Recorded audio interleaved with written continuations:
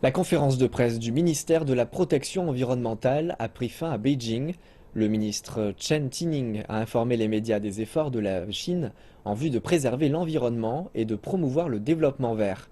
Il a précisé que la protection environnementale fournira de nouvelles opportunités pour la transformation économique de la Chine. Aujourd'hui, notre économie entre dans une nouvelle normalité. Nous visons à transformer l'ancien modèle de développement économique d'extensif à intensif, de la poursuite de la quantité à celle de la qualité.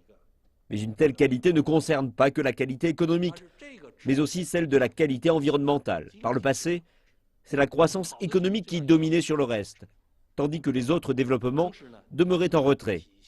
Désormais, un tel modèle ne peut se poursuivre ainsi, donc nous devons réaliser que nous nous trouvons à une étape où nous devons utiliser les bénéfices tirés de la protection environnementale et promouvoir la transformation économique. Nous disposons de 3 mesures pour évaluer si nous avons rempli les objectifs. La première concerne les jours de beau temps, la seconde les jours de force mode, et la troisième l'intensité annuelle de PM 2,5. Si nous regardons les progrès réalisés depuis la mise en place du plan d'action de contrôle et de prévention de la pollution de l'air, nous constatons de grandes améliorations pour chacun de ces 3 indicateurs.